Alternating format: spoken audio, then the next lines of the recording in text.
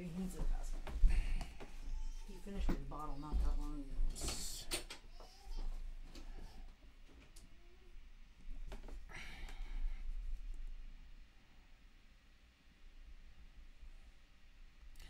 All right, guys, come back. Come back to us. Come back to the light.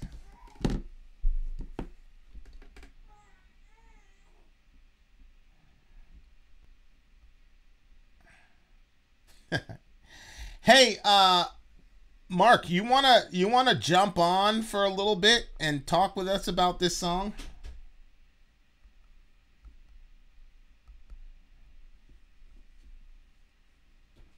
Because I know that we got another one coming up, but holy moly. Whoo! That was crazy. It was amazing. Okay. It was truly amazing. So, like, I was blown away by what the song was actually about. Because it's so beautiful. It's such a beautiful song. It'll be like, what is it? The angel's asking for forgiveness, or what is it? No, it's the devil being styled as a good guy who's reluctantly marshaling these people against this corrupt God. Oh. Notice he says, "I beg you, my father, retreat and repent." So, like, it's the devil. He's got all these troops. He's got all these troops or whatever. And lapsus. And he's basically begging God, stop fighting. Yeah. Surrender, basically, so I don't have to kill you. This is the devil.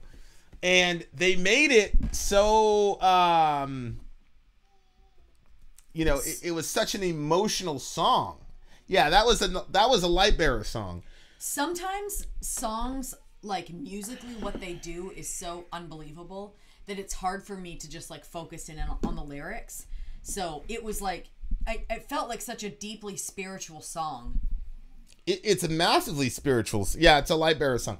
It's a massively spiritual song, and obviously extremely beautiful.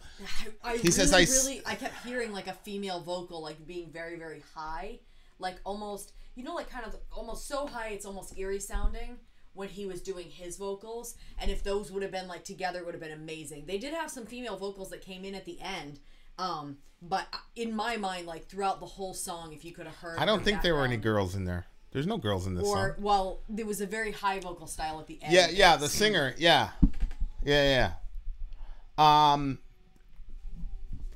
It almost halfway made up for the ICP song yesterday. Yeah, man, I just love that song, man. Whoo!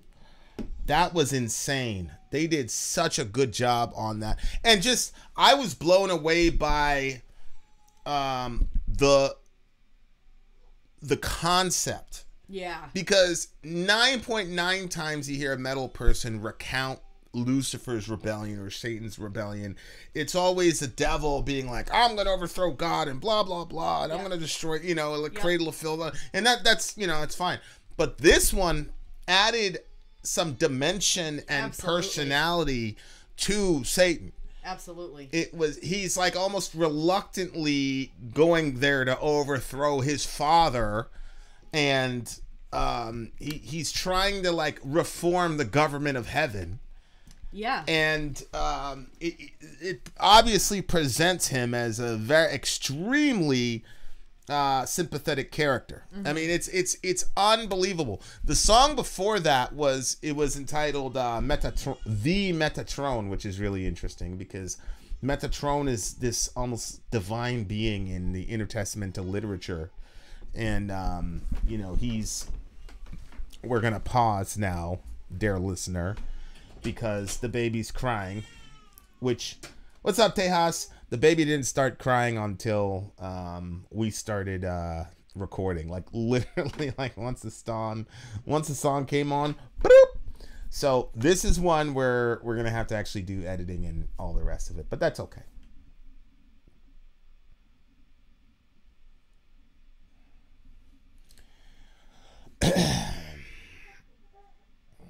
The N-word past doesn't exist. People can say whatever they want. If you're offended, too bad. You don't have the right to not be offended. What's up? Take me to your liter. What band and song is this? The band that we just got done listening to is Lightbearer. Holy shit, what a good song. Such a good song. Okay, so let me get back to it. It's so unbelievable. Yeah, but it's unbelievable. Now watch. Sorry, look. You're gonna see like the resentment seep out and the blame. Because I kept saying, let's start. Sorry cannot not blame someone. Because we can mess around later. Let's just get the review in. Sorry can't not blame someone when something bad happens. Something bad happens. Somebody has to be blamed. No, we did not react to the new Spirit Box song because we are trying to react to a very awesome song by the band Lightbearer, which we're going to react to, and people are just going to hear a little bit of Baby in the background. Let's go back in. These kids are your fault. So yeah, it was a very like different angle of, wow, nobody's ever thought of what if the devil was reluctantly like, yeah, that is a totally different angle, leading the overthrow of heaven, and wanting God to repent, wanting God to like, yo, chill out, bro, like you're being too whatever. Now obviously as Christians, that's not what happened, and secondly, it actually goes to, it's funny because Ben, the big homie Ben Webb, I think it was either today or yesterday, I forgot, where he tried to use the Euthyphro dilemma about morality, which is applicable in this discussion. Because if he's saying, I seek reformation, the devil's seeking reformation. Hold on, let me bring leniency. Let me bring kingdom of heaven and his majesty. From These time words now tremble in spite of our trust. Yeah. These courses are changing, so, with them our cause. Listen, so Mark, there is a link. Okay, Mark. Click the link and then we'll talk. Yeah. That's the thing, is like, he's saying he seeks reformation. Okay, so you seek reformation, Satan. That means that God's not doing a good job. And then the question becomes, okay, what moral standard are you holding God to say that there needs to be a reformation? Which then indicates that in the mind of at least this devil, put on your headphones if you want to hear that. Thanks, Josh. Testing 1 2. Mark, are you on? I am. Can you hear me? Hey, what's up? I can't hear. Say something. Can you hear him? Yeah, your headphones must be unplugged. My headphones are unplugged. Well, go talk to him. Yeah, well, I'm prepared, Mark. Glad to have you on. Yes, this viewer isn't naked. Yes, yesterday we had a naked viewer for our, what was it? Please, that was the ICP. We don't know if he was naked. He just didn't have a shirt on. And he's an ICP fan. He was naked for sure. Last time I chatted with you, Vin, I had a Christmas tree in the background. Yes. It's still there. It's just in another room. Yeah, man. So it looks to me like this song is, am I right? Like, because you're in the band, right? No. No, I'm messing with you. I know you're not in the band. Everybody's commenting about the fact that you're clothed. Yesterday we had an ICP fan on here and he was not clothed. Okay, so it's why the stream's still going. Yeah. So what happened? Like, so do you agree? Like, that's the point of the song, that Lucifer is like, he's got these troops, but he like doesn't want to overthrow heaven yet, and he's, especially in that last line when he says, "I beg you, my Father, retreat and repent," that he's almost like reluctantly having to overthrow heaven, basically. Yeah, and I think it jumps on going back to the previous review you guys did, which was the first song of the album. There was one song with a lot of text between. It was the whole Michael situation that came between that. In this one, I think it's jumping on the fact that obviously it first started with God asking him to bow to Adam. Yep. Right. And then so it's... and I think it has something to do with that, correct me if I'm wrong, but angels don't have free will. I mean that's a debate, right? Right. So it's kind of like you made me this way to not do this, and now you're telling me to do it. Yes. And yeah, so and then it's like you're being tyrannical in that aspect, and you're asking me to do something out of my makeup. Out of my nature. And, yeah, and so basically, yeah, it's kind of like as I mentioned in my first email, the two albums focus a lot on tyranny. They use the story of Lucifer's fall to express the concepts of tyranny. It's supposed to be like an epic poem. There were supposed to be 3 albums, but they only ended up with 2 before they split up. No! Yeah. It was 2014, I think they split up, somewhere around there. Yeah. Okay. Yeah. Creative differences, but that's unacceptable. So give them my number and tell them Vincent said it's unacceptable, and you have to finish the record. Actually, one of the band members commented on your last video. On the I don't know if he was. Yeah, he commented that he was in the band. He didn't say anything about the review itself, but he was replying to another comment. Well, shit. Yeah. Okay, whoever you are, you need to come on the show. Come on the show. But so I was, usually, especially when we do a fire stream, like I generally. Sorry guys, but I basically cut out the audience and just lock in because I'm trying to focus on the lyrics. Mm-hmm. But when that break happened and then they opened up, and then once the clean vocals hit, holy moly. I kind of peeked to the side and people were just going off. Like everybody loved the song. Like when it first started, people were like, it was kind of like half and half. But then but see, I knew that like sonically they were building something up because there was that constant dun, dun, dun, dun, dun, dun, dun. Even like so they had the rhythm guy doing that, and then they had the lead guy. He was like opening. It was more and more expansive with the notes, and then you're just hearing this chug chug, and then it just expanded into. Yep. Oh, and then you could just see the comments. People were like, that "Yo!" cathedral sound where it just feels like it's rising. Yeah, and then when the clean vocals came in, with it, it's just woo. Clean vocals came in, everybody was like loving it. Yeah. So such a good band. Unfortunately, the cleans on this album only exist in that instance. Oh, really? Yeah. Wow. The second album, they have a little more. By having, you guys review some more later from the second album. So far, it's just the first.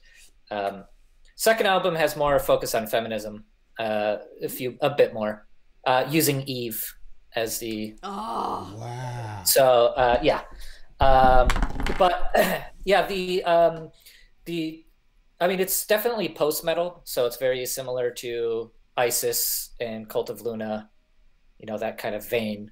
But it's my favorite style, and I found this band on a random, and I just absolutely loved it. So that's awesome. Yeah.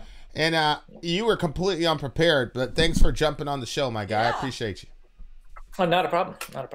Yeah, much love to the homie. So he agrees with my interpretation of the thing. Of what? That it was the devil. Oh, yeah, I would agree with that too. Yeah. Once I got a chance to look at it. So he goes, it's not atmospheric black, it's post metal. I don't know what the difference is between atmospheric black and post metal. Is he gone? Yeah. I signed him off. Oh. He was just visiting for a little bit. Okay, bye. That was such a good song, man. Oh my word. Such a good song. Oh my word. I don't know if you heard it, but basically they broke up. So this was supposed to be like a tripartite. You're kidding me. Yeah. They broke up before they were able to finish the thingamajiggy. Oh, that's awful. The song we're talking about is Prelapsus from the band Lightbearer. Oh wow. But it's terrible. To me, this is the best retelling of that story from a non-Christian perspective I've ever heard in my life. He said it's also called atmospheric sludge, which I could definitely see that. It's just very well done. And his vocal style, I'm sure I said it the last time we did their reviews, anything that has that sort of desperation to it I am 1000% a fan of. That is like my thing. So his vocal style was... Usually I'm not like a huge fan of anything that's kind of deathy darky like, but this one had that vibe to it, but then it also had that desperation to it, so that kind of, you know, brought it to the level that I love. I mean, what we have forged, what we have wrought to replace this love with his wrath. My brothers in arms, I forged this creed, my blasphemy, our eulogy. We are the sons of fire, we are the daughters of light. I mean, good night. When he did that part, we're the sons of fire. I know. I didn't know like what lyrically was going on, but I was like, did he just say we're the sons of fire? Woo! And then when obviously we're the daughters of light, obviously I can feel that one because I'm a daughter, not a son. Yeah. But wow. Yeah. Sons of Fire was that was the nickname that Jesus gave. No, Sons of Thunder was the nickname that he gave. Okay, yeah, man, it was just, the lyrics were crazy. My blasphemy, our eulogy, brilliant. Mm-hmm. So we're talking about the Euthyphro dilemma, which is essentially a problem of morality, which essentially goes like this. Christians will say, and I'm a Christian, and I've said this a million times with our atheist friends, if you don't believe in God, then you have no grounding basis for morality. So grounding basis is you have no objective standard by which to judge morality. It's just your subjective opinion. So they'll go back and they'll say, well, you guys are in the same dilemma. The only difference is it just so happens to be God's subjective opinion about morality. So you're in the same dilemma. So that's essentially the Euthyphro dilemma. It's, you know, Socrates, Plato, blah, blah, blah. Basically, is something good because God says it's good, or is something good because there's some principle of goodness outside of God that God is then beholden to, which is the universe that this particular person is in, because he's saying that he's holding God accountable for his, quote, tyranny, etc., etc. Right. Of course. So the idea is, hey, either your morality is subjective or it's objective, which means that there is a principle that even God himself is beholden to. How do you get out of the dilemma? And of course, the way you get out of the dilemma is simply to say that morality, what we call goodness, is simply a nickname for God's nature. Right. That God is bound not by some moral principle outside of himself, but God's actions are bound within himself. He's constricted by his own nature. So the Bible says God cannot lie. The Bible says God cannot deny himself. So there are things that the Bible explicitly says God cannot do. And it's not because it's not like truth is out there, and so God can't lie because he doesn't want to violate a standard of truth out there. God says, I am the truth. Right. The reason I cannot lie is because I am the truth. Right. So that's how you solve the problem, is that goodness is God's nature. And that's why in the Bible, when a person's a really good guy, they don't say so-and-so is a good guy. They say so-and-so is godly. And when a person's a really bad guy, all they say is so-and-so is ungodly. Because it is assumed that everybody understands that God's nature is the standard of what good and evil is. So if you understand that, when you come to here and you go, well, Satan, if I was one of these angels, I'd say, Satan, on what basis are you saying that we should do this? You say, well, God is a tyrant. He's controlling everything. He's God.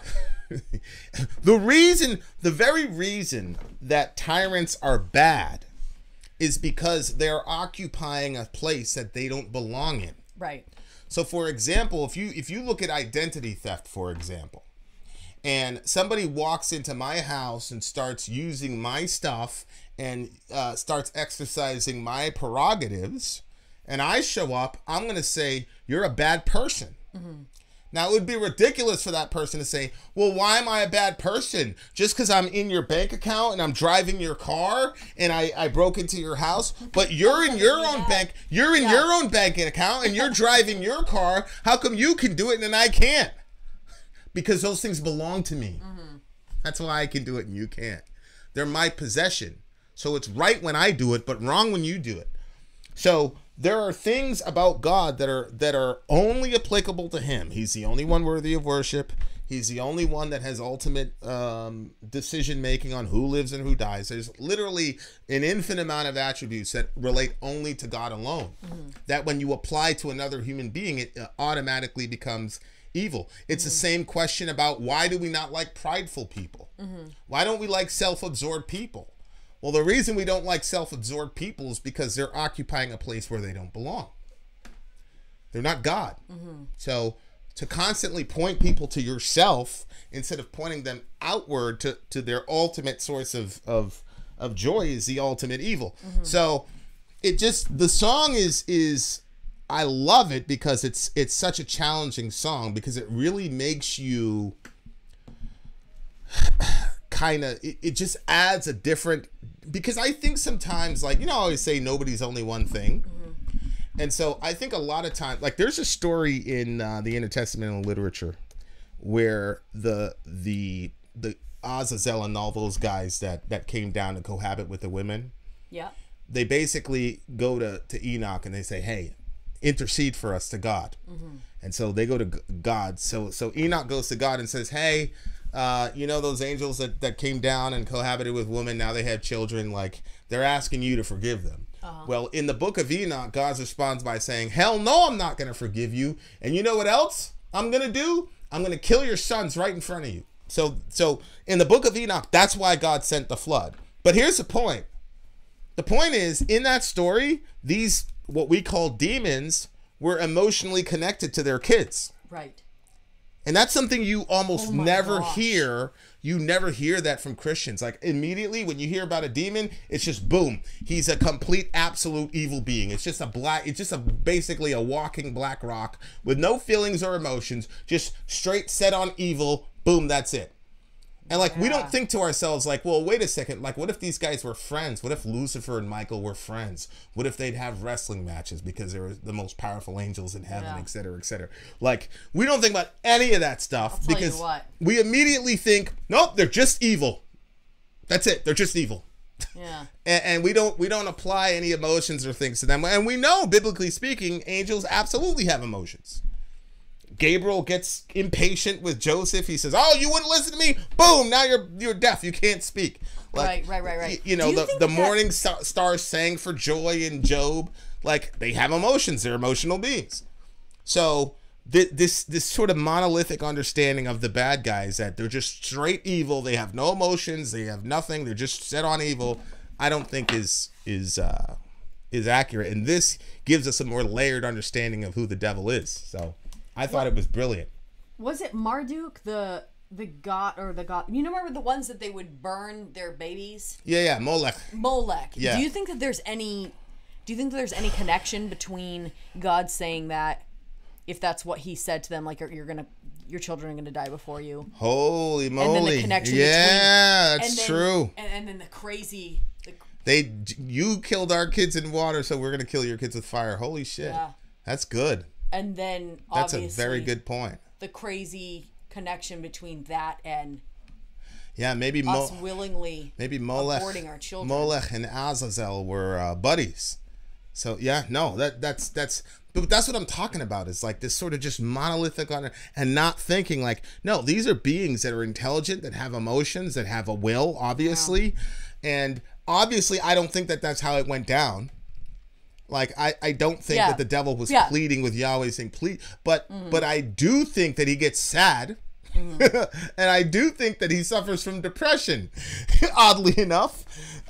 So it's just unbelievable. It was just a very good, I loved the extra layer that they put on the devil. I don't agree with it, obviously, as a Christian, but man, another really, in 2021, I'm being pretty stingy with the judgments as far as like the scores. This is getting a 10.5 from me, man. This is a really, really good song. Yeah, I'm gonna match that score. This is really good. Yeah, really, really good song. Holy moly, that's the. I've never heard a bad song from this band. Granted, it's only been 2 songs, but really, really good song. Holy moly. Boy, that gives so much to think about. I know. We're gonna have really interesting conversations after this review, for sure. Yeah. For sure. Yeah. There you are, dear listener. Been out. Sorry, out. Gone. Ray's out as well. He's not out. He's Go screaming. take care of that. Go take care of that. Yeah, man. That was a really, really, really, really, really good song. As a Christian, I endorse this satanic view. Yeah, I mean, talk about sympathy for the devil. Holy moly. Why can't Lucifer miss his fellowship with God? He walked in the stones of fire before him. Yeah, man. I wish I would have seen that comment, Joshua, right before I said peace out, because that would have opened up an entire other line of discussion, for sure.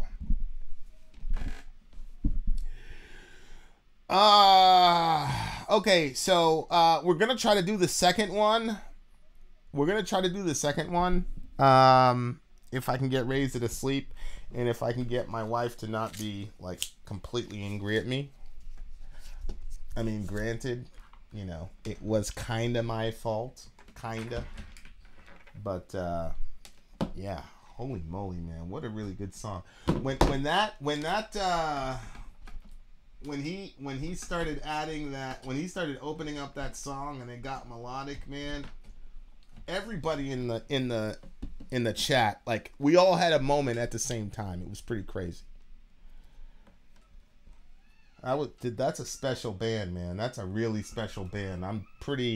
I'm super bummed that they broke up or whatever it is. Creative differences or whatever. Terrible. Yeah, man, I love that song, bro. Like, that's pretty crazy. And we got to get in contact with those folks. We got to get in contact with those folks with the quickness. You guys should check out Dawnbreaker. Huh? No. I don't think that's a good idea.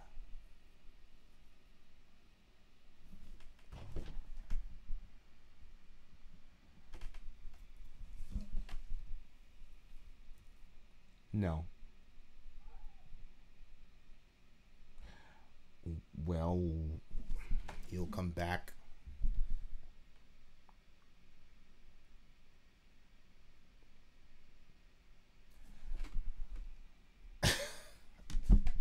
I gotta go.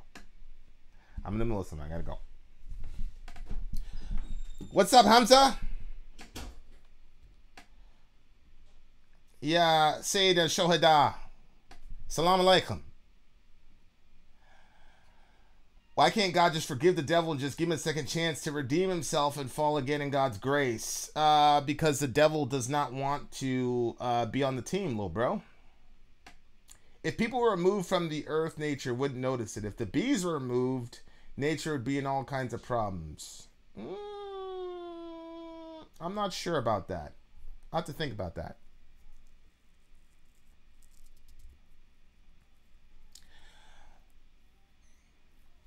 Another good point. Soraya. Why is a Canadian girl always sorry? Yeah, you know, she has a lot of sins. That's why she's always sorry. Get it? She has a lot of sins, so she's sorry. Because we're Christians. Rahmatullahi wa barakatuh. What's up, Hamza? What you want? Fall of Ifrafa was a band before Lightbearer in different style too. Crust punk. Hey Vin, you should read a book called the Urantia book, a chapter called the Lucifer Rebellion, similar concept. I actually read the Urantia book. My friend, the big joint, the big blue joint. Yeah, that was pretty crazy. Is it true that you can only have missionary sex in heaven? I don't think so. Most Christians will tell you there's going to be no sex, as in like sex in heaven. I'm not certain that there will be no sex in the new world. There just won't be marriage. And in our world, you can't have sex unless you're married, but none of us knows how things are going to work in the next world. So I think it's you're saying too much if there's no sex in heaven.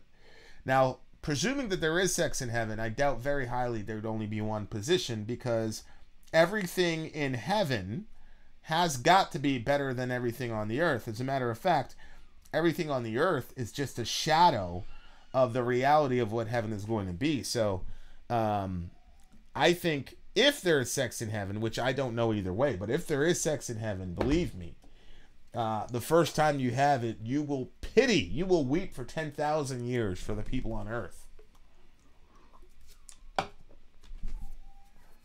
Do they have sex in hell? No. No, they don't. Because sex is awesome. And it's the first, aside from life and sentience, it's the first gift and commandment that God gave to human beings. First thing God said to them was, be fruitful and multiply. So there's no sex in hell. That's why Vin has 6 kids. He's just trying to obey the law. I'm just trying to obey the law, That's bro. all he's doing. Be fruitful, multiply, fill the earth. Yep. So it is what it is. All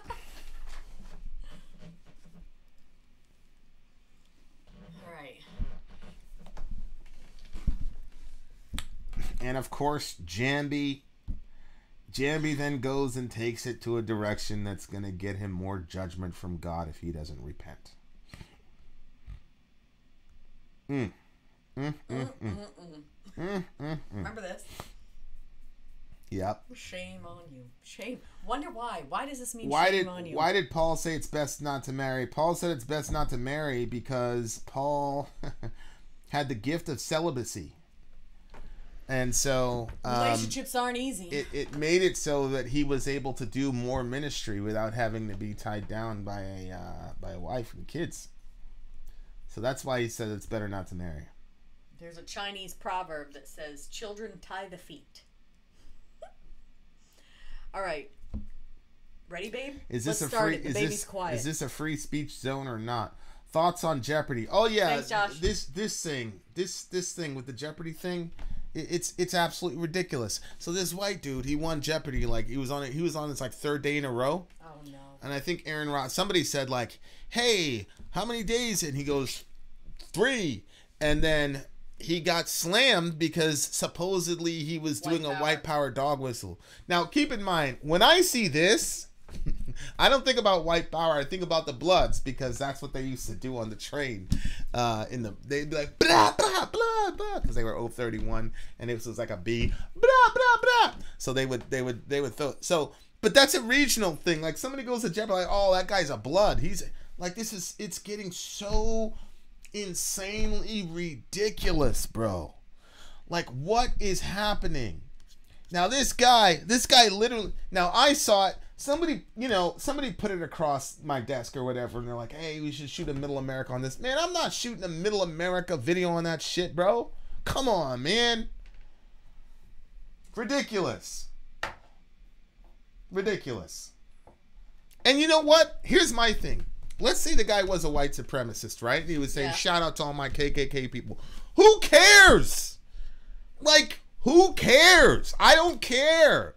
I'm watching Jeopardy to watch Jeopardy. Like, I don't care if the guy, if he wants to go around in a hood and freaking circle crosses once a week or a month. I don't know what those people do. But why is it even a problem? Like, he's not hurting anyone.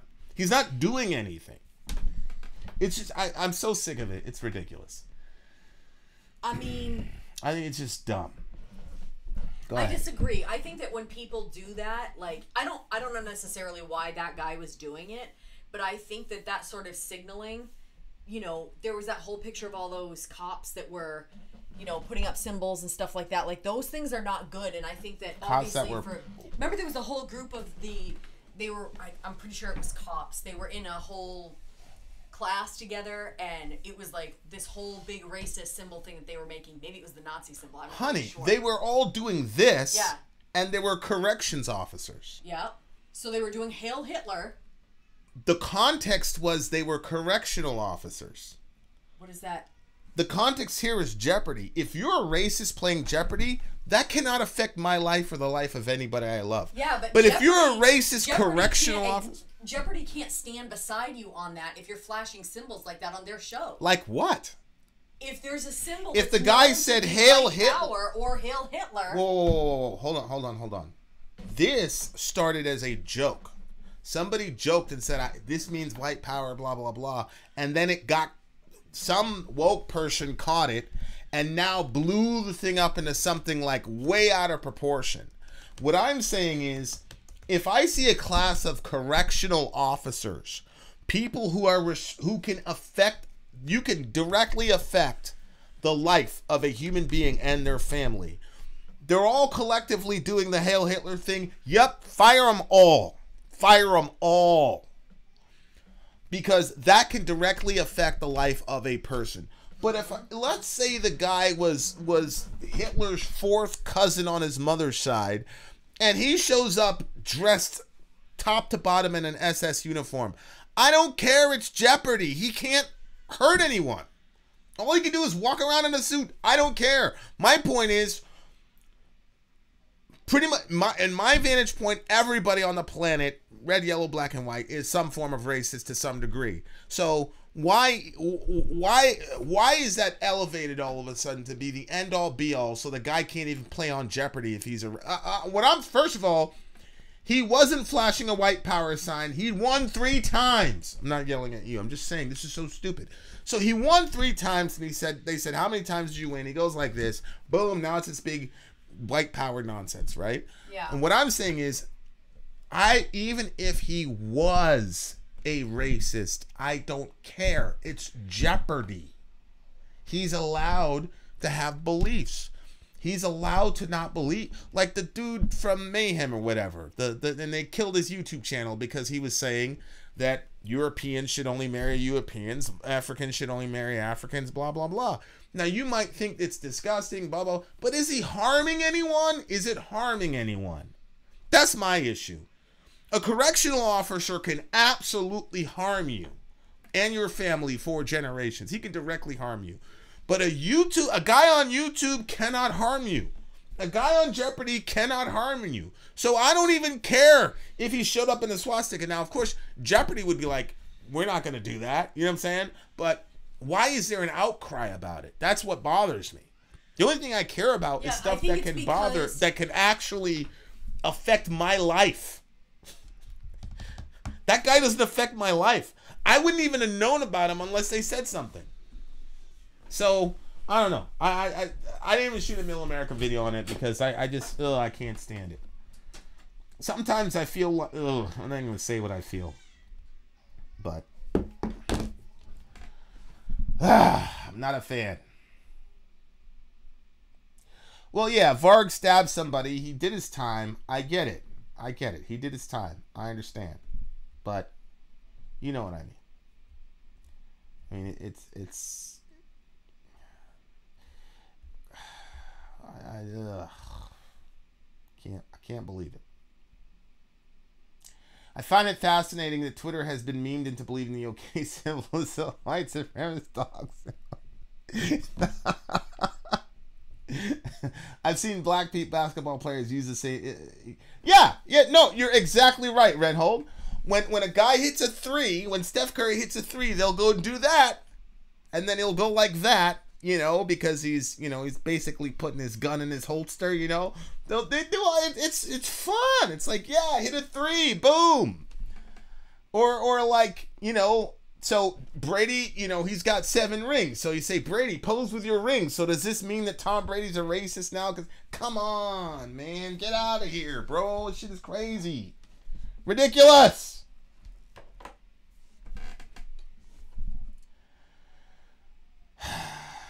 God, it's look, man. Everybody knows I'm a lover of my people, man. I'm working right now on legislation in my local community to strike down qualified immunity in my state. That's the thing that bothers me about this whole woke bullshit. It accomplishes nothing significant at all, and that's why I mean, real talk, that's why nobody wants to kill when I say our, I'm talking about black people. Nobody wants to kill our leaders these days. I think there's multiple things to think about. One of them, I think, is that we have been off on our racism for quite some time, and it's been a discussion that has been brought into the forefront of the media and everything else, especially with everybody walking around with camera phones so people can see the different things going on. So I think sometimes when, like when a top it's losing when it's spinning really good, it's really smooth, and then when it's kind of like losing it's going all kind of erratic. And I think that one, it might be partially that people are not really sure where to draw the line, because you see stuff like George Floyd getting killed on the camera, and then you see somebody potentially throwing out a white power symbol. And so the people that are conscious of, especially, I'm talking about white people who, like for me, I didn't even realize that racism was an actual thing. Even now, I'm like, look, I wasn't a slave owner, you weren't a slave, what's the issue here? And then as you begin to start seeing things and things are on camera and it's inexplainable how evil things and people can be, then I think it kind of makes it so that way you're like, okay, anything that I see in that department and in that realm, I am not good with. Like, that needs to be done. And so, yes, perhaps he was just saying that he'd been on for 3 days, or perhaps he was throwing the white power symbol while he was saying the 3. We don't know what's in his heart, but I understand people saying, hey, this is not okay. Like, we have to draw these lines because it's been so overboard. Like, people getting killed over Lucy cigarettes, that's a problem. So we're not good with white power. We're not good with one group of people having power over another group of people. So, I mean, I see what you're saying from your perspective. It probably seems like small potatoes, but for other people, no, it doesn't. It's not small potatoes. That's my problem. It is not small potatoes. It's big potatoes. And the other thing, too, is you don't know if people aren't making a big deal out of it, so then they can, like, shut down the actual movements that are major. Like we've talked about, qualified immunity is a major, major thing. Yeah, qualified immunity is something to get rid of, and it's something that's actually going to change life in America. Yeah, it's actually maybe going people to are do saying something. it because but it's been upsetting to them for a long time. Maybe people are bringing it up because it draws people away from the actual major issues. Okay, and then you can excuse the entire movement by saying, wow, look at these people making a big deal out of a number 3. So Steph Curry is a racist. He's got a white mother after all, right? So look, this is him showing us that he's signaling to the white people that the white part of me is down with this racism shit. That's how ridiculous that is. Come on. Like, I promise you, sweetheart, literally, if I shot a YouTube video and talked about and said Steph Curry exposed, and I made that argument that Steph Curry is half white, so when he hit that shot, he was signaling to everybody that he's still down with the racist struggle, I guarantee you there would be people that would take that shit seriously. And if we were big enough, the shit would go viral and there'd be this big thing against Stephen Curry. That's what I'm saying. Like, we've gotten to the point, this is ridiculous. What do you mean? Do you know how that started? It was some guy that did a trade. He's like, oh, I bet people are gonna, and they took it seriously. Now this is a white power symbol? Like, come on. And what I'm saying is, let's say that the guy was truly a racist on Jeopardy, right? Mm-hmm. Okay. What is the point of Jeopardy? Jeopardy is you go on TV, you answer questions, you win money. That's what it is. Let's say he shows up with a Nazi thing on his whatever. How does that affect me as an individual? What do you mean, how does it affect you? How does it affect me? It definitely affects you. No, it doesn't. It has zero effect on me whatsoever. For you, yeah. But if you were a Jew, that would have an effect on you. No, if I was Jewish, it wouldn't have an effect on me. If he showed up with a Klan hood, listen. That's ridiculous. Listen, if he showed up, let me finish. You can't make yourself the standard. If he showed up with a Klan hoodie on, I wouldn't care. That's you. That's you. That's not lots of people. So? If your kids. Okay, all right. So if it's America. You know what you can do? Stop. If a Klan pretend member, this is a remote. Can you listen to me? And you go like this. If the Klan member showed up and killed one of your kids, and then a Klan member showed up on Jeopardy, you'd be fine with that? That's bullshit. You would not be fine with that. I promise you wouldn't. I promise you before God I would. No. What you're doing is you're projecting yourself onto me. I've seen you in certain situations. And have you ever seen me be upset that somebody has some racist insignia on a game show? Tell us when this is happening. No, I'm talking about if there's a group of people that has gone after another group of people and then somebody comes advertising that group of people that was murdering people. I'm in that group of people. Yeah, I'm saying you can't use yourself as the standard on something like that. Because you're saying, yeah, this one started out as a joke, blah, blah, blah. But you can't use yourself as a standard for saying something like that. You're okay with a lot of things. There's two things going on here. No, it's America. One, you're okay with a lot of things that people are not okay with. Who cares? But at it's the America. same time, I don't think that you would be okay with somebody flashing that if they had killed your kid. Sweetheart. The Nazis killed a bunch of Jews. Sweetheart. And if your family member died in a concentration camp, I don't think that you would be okay with somebody walking around with a swastika. Sweetheart, listen very closely. You're brand new to this stuff. I've lived this shit my entire life. Yep. This is the problem. That's why I said you can't use yourself as a standard. This is a problem I have with white people when they get woke.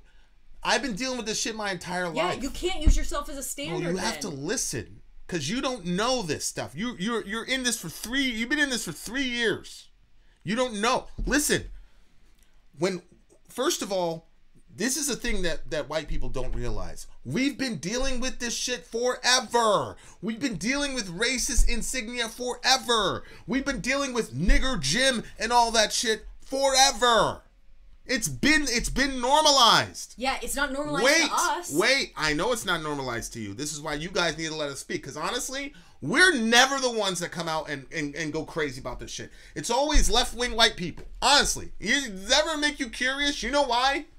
Because when you grow up and you hear nigger Jim this, black people are portrayed as monkeys in these Dr. Seuss things or whatever. That's how you come up. You're the only black kid in class, and everybody's saying nigger Jim this, and this, and that. You get a certain level of crocodile skin because you have to have a certain level of toughness to endure that bullshit.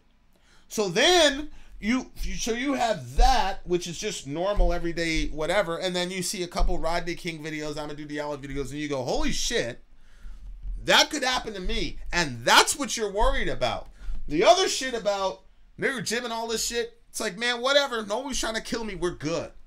So the sensitivity that is being displayed right now, where people get triggered over every little thing, those of us who grew up in this bullshit and have actually felt this bullshit, know what we're concerned about and what we're not.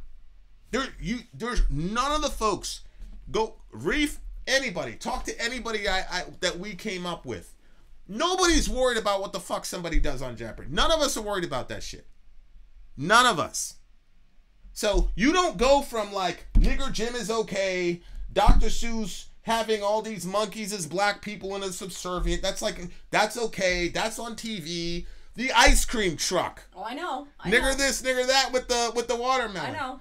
So you don't survive that to get melted over a little symbol on Jeopardy. Yeah, but then how are you the standard? Not how it works.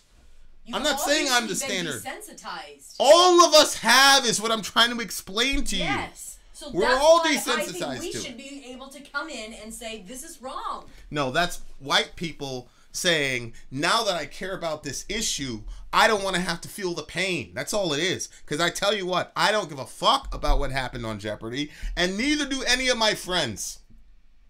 Let's call up Jamie right now. Let's call up Jamie. Let's call up Jamie right now. What I'm saying is that white people who want to be down with the struggle need to talk to us before they go out in public and say all types of crazy shit that we don't care about. Because how many of these woke people do you see talking about qualified immunity? What? Any of these Starbucks woke white people? How many of them are talking about qualified? How many of them are talking about police unions? None of them are. They don't. Okay, yeah. okay. So if I'm a bad guy, if I'm a racist white guy, right? Yeah, but they're not woke to that yet. Sweetheart, you know why they're not woke to it? Because they're too busy talking shit about Jeopardy. That's my point. Yeah. If I was a bad guy, if I was a racist white dude, yeah, maybe. I would trigger y'all every 3 months. Because as long as you guys are talking about dumb shit like this, cops are going to be protected when they actually kill us on camera. As long as we're talking about bullshit like this, then cops can get away with fucking literal murder. Yeah. So that's why I'm like, this is ridiculous. Look. Yeah, I see what you're saying. This woke white people, please talk to your local Negro friend. I promise you, we don't give a fuck about this on Jeopardy. I promise you that. Holy shit. Anyway.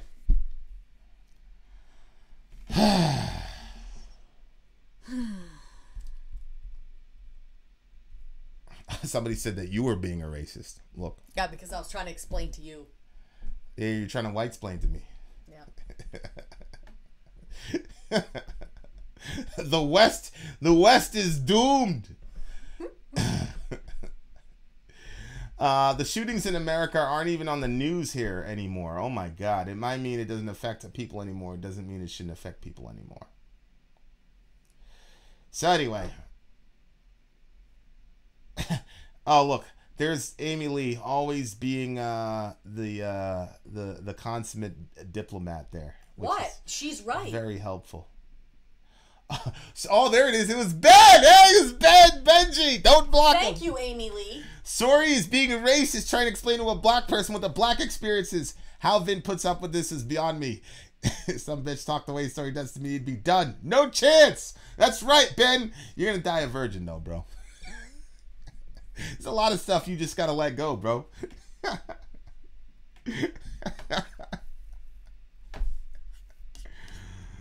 Yeah, back to our regular scheduled program already in process. You guys know that it's pretty much over for me and Sorry here. It's a wrap. By the way, guys, Pink Metalhead, subscribe to her channel. Por favor. Show her some love. All right, guys, we're going to go into the next Lightbearer song, actually. And it is not the fall of Ifrafra or Ifafra or whatever it is. I can't say it. I'm so mad that these guys broke up. Holy shit, this is such a good... Ugh. You know there's a live version of that song? There is. Yeah. Oh, look at that. Look at that. Look at that. Okay, Firefox, I see you. Inshallah, you'll be able to do that on my other thing.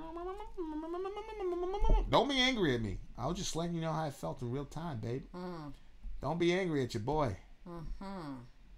Well, if you do, it's because you're a racist. No. Yeah? Because you're little I'm Negro. Angry that you let Ben call me a bitch online. I never read it. I never let Ben call you a bitch. He never called you a bitch. He said, if some bitch. He didn't call you a bitch. What? See, this is what I don't like. Go back to the stream. You know good and well that if I thought somebody called you a bitch, I'd put the screws to them. You know that. But now you're going to do the, oh, white woman in distress, blah, blah, blah, because Ben gave you an excuse. Ben, stop giving people excuses. He didn't call you a bitch. He said, if some bitch. That's not the same thing. He didn't call you that. But see, all... Send applications for both Vin's and Sora's new spouses to be. Ben is disqualified. That's true. So woke, but calling women bitches. Listen, you're just... See, they don't know. But anytime I disagree with Sori about anything, she gets mad at me. So all Ben did was provide the perfect foil for her to be able to say, no, this is why I'm mad at you. When she knows good and well that if anybody called Sori a bitch directly, that would be the end of their life. You know that. Watch the stream. Ben's about to say it. I'm going to watch. He's not going to say it. He's not going to say it. Ben loves our community. Hey, everybody. Ben's about to get banned, supposedly. I'm uncancelable, he says. Because Ben's going to do something about it. I love it. I love it. He's uncancelable. It was implied. I'm a bitch, so I know these things. Ben, don't say it. Ananex said. Who said it? Ananex. Yeah, don't hey, say it. S said Ben called Soria B.I. He did not. He did not. The Revolutionist said that Ben is your evil voice.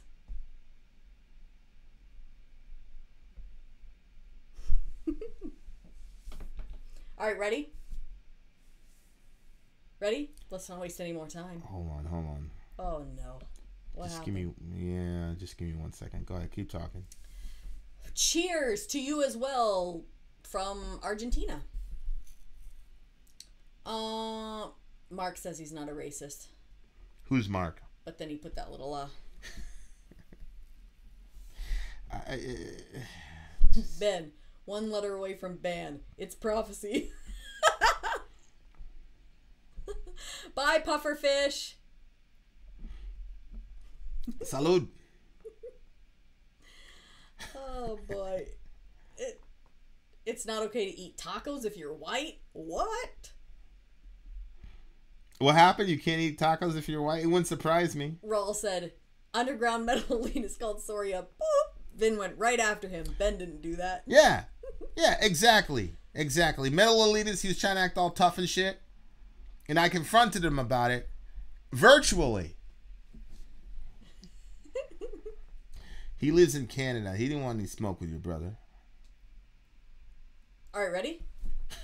Or are we gonna wait till the baby wakes up again? All Mexican appropriation. Nah, bro. I didn't kick out of the... This is the Juggalo. This is the naked guy that showed up. This is the naked guy. Rahmatullahi wa barakatuh. Tell them you weren't naked. You just had your shirt off, Nah, right? bro. He was naked, bro, no, for sure. I Big homie just Dan had in the shirt house. Look at that. That's a badass... who is that? Is that Thor? Protected by gods. Yeah, that's gangster. That's gangster. ICP will be out in the morning, though. You'll be able to see it still. Yeah, ICP. Tribal Python in the house. What should bring us together is the Bill of Rights and the Constitution. I agree, Doug, and the Bible. I agree. That's why you should support me in my crusade to end qualified immunity in the state of Maine. Gregory James, that can't be true. Some white guy owned a taco truck and got flack from the woke people saying he couldn't make tacos because he's white. Of course, they just went after, who's a white boy? Justin Bieber, because he's got dreads. They went after Justin Bieber because he had dreads. Yeah, these people are dumb as hell, bro. You don't understand how crazy these people are because you don't watch. But I watch and I'm telling you. Fine, babe. What are your favorite factual arguments for a loving God? Jesus of Nazareth. Jesus of Nazareth. No, I didn't say you didn't support me. I'm saying I know you'll support my bid to end qualified immunity in the state of Maine because you believe in the Bill of Rights and the Constitution like me. Here's Ben. As a white guy, fuck you, I make good tacos.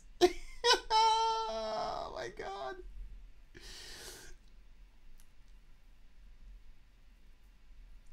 I have hey babe, look. I have a question for the beautiful woman to answer. If you suddenly grew to be 1,000 feet tall, who and what would you step on? And explain in detail how you'd step on them with your gigantic foot. I actually have thought about this many, many times. And I decided that I actually wouldn't squash anybody, but I would put all the bad people on one island and keep them there. And then I would do massive gardening so there would be nobody starving. So I would handle things that way. But you could very easily be picked up and dropped onto the island if you're not careful, so. All the cultural appropriation stuff just radiates Yakubian energy. Yakub! Shout out to the big-headed scientist. Big-headed scientist, the name of it, Yakub. All right. We're doing good. This is probably one of the most legendary live streams of all time, little bro, to be honest with you. Big head scientists go by the name of Yakub. All right, did I download that thing yet? Light bearer. Lapsus. Where you at, Lapsus? What do you mean no file specified? See that down? We gotta find a new downloading thing because it always pops up some other weird shit. You know what I'm saying? Mm-hmm. Do, do, do, do, do, only for the night. Donkey, nobody want to look like you. I can't see the chat, guys. Why does it say chat is disabled for this live stream? I have no idea. Refresh it, babe. Are people still chatting? Are we still here? Big homie Dan.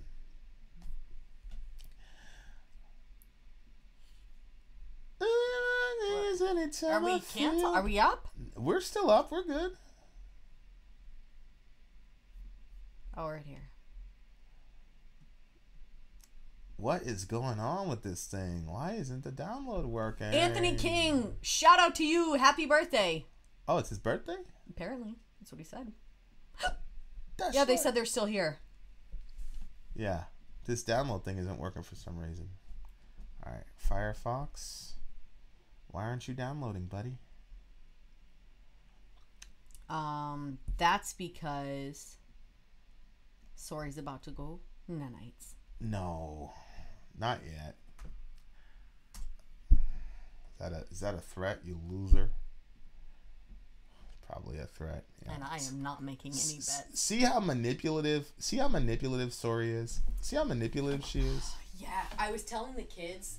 Such a manipulator. I was like, if I was Orion, I would be so good with Johan. And I would be bad for everybody else because Johan, I believe, could get me everything that I really wanted.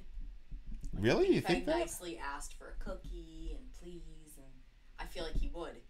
And then Dorian looked at me, he goes, that's manipulation! And then I thought to myself, perhaps I am a manipulative person and I didn't even realize it. Because I didn't realize how manipulative that was until that second I said it and he said that. Interesting. Poor Vinny. Very interesting. You should just start betting with me all the more. Look, something's happening. It's the end of the world. I'm trying to get this thing converted, but it's not converting. Am I your manipulative rib? You are. Thank you, Gary. This is Fist of Fives merch.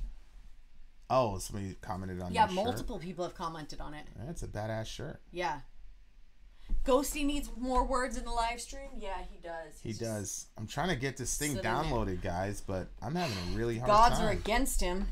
I'm having a really hard time with this Guess you should have just downloaded it before, but that's nobody's fault. That's just... Go download it if you think it works. You know what? No, I didn't we don't really... think it works. I'm not sure we need to download it. Well, if you don't, then the commercials pop up. No, we can play it through iTunes, right? Because it's not the video. About that. We can just pull up iTunes. Yeah, I'll start listening. And then we're trying to download the Lightbearer song that we're about to listen to, which is entitled Lapsus. We just did pre-Lapsus. Now we're gonna do Lapsus. Is Mark still here? It's there's Lapsus right there. Boom. Yeah. Is Mark still here? Yeah, I think we solved the problem. Mark! Are you still here? Hold on. Hold on for what? Where's the headphones? Show me the headphones. Give me the headphones. Is Mark still here? Oh, yeah. Okay. I'm good. Good. Glad you're here, buddy. All right, hold on. Let me hit this play button, see if it's on. Oh, a marathon. The marathon's about to end. Can you guys hear anything? Let's see. Let me know if you got type 22 if you can hear the music. Yes, can hear fine, Negative Vibe says. We're going to interview Nurgle when he stops being fearful of us. Nah, I guess the big homie's Let me know if you can hear. With his issues in Poland, so one day we'll get an interview, I'm sure. Did you hear that, guys? Did you hear the music? People saying they can't hear it. I hear you, but not the music.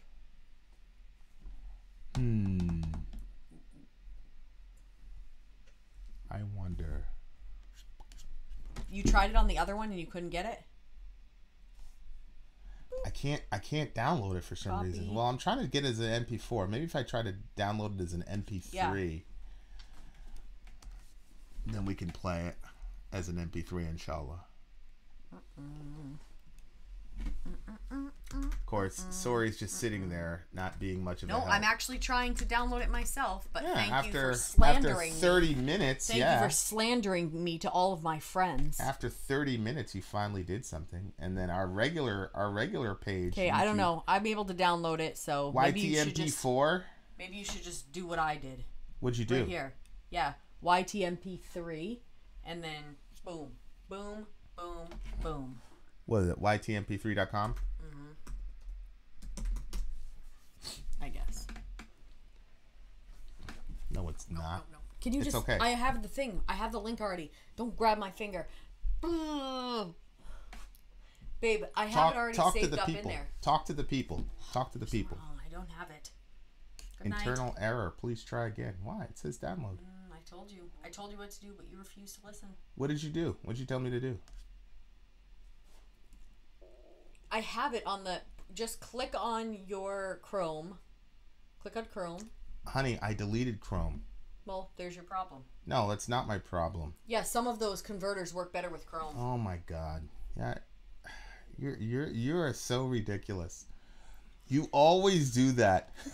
You have no idea what you're talking about. Well, I'm on Chrome and I just downloaded it, no problem. You're not on Chrome and it's not working for you. You just completely make shit up. So it's hilarious. It's hilarious. MP4. No, I don't need it as an MP4. I need it as MP3. Look, there it is. Oh. That way we can put the video up. Ah, that's probably Ben thumbs downing how you're mean. How mean you are to him. Hoo hoo hoo. Here we go again, Middle Earth said. What are we going for? What are we still converting the video. Guess you should have used Chrome. No. There it is. Download. I'm not going to use Chrome. Oh, Vinny. I'm not going to use Chrome. Do you feel like wrestling? You want to wrestle tonight? Yes. You know what it did? What? As soon as I did it, it moved it right down to an audio file for iTunes Music. For real? Yeah. Yeah. I'll download it as an MP4 next time, inshallah. I know Chrome is better, but he won't hear it. Who said Chrome is better? Amy Lee Forever. Sori is actually right. Chrome has better extensions. Yup. She's just saying that because you're a girl. Nope, that's not true. No. And now the baby's crying. Yeah. No Name, a song reaction if it's your first time is 125, and after you've done 3 song reactions with us, it bumps you down to 75 per song.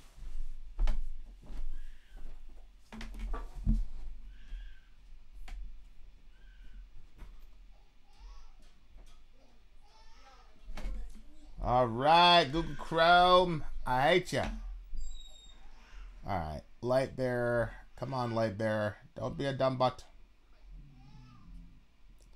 Lightbearer lapses. Hold on, guys, hold on. Don't let Sori and her evil discourage you.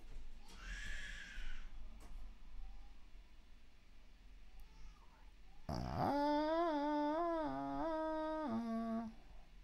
right, let's see here. There we go. Lapsus, beautiful playlist. Metatron. You have everything except for the song I'm looking for. You bitch.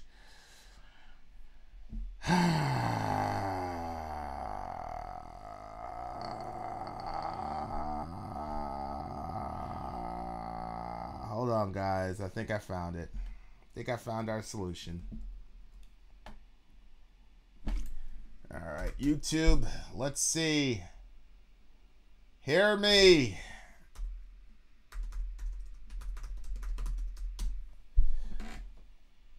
All right, here we go. Put the link there. Bada bing, bada boom. Download MP4. Converting, please wait. Talk to our folks. Soraya. Yep. What happened? Well, his pacifier popped out of his little mouth and landed under his back.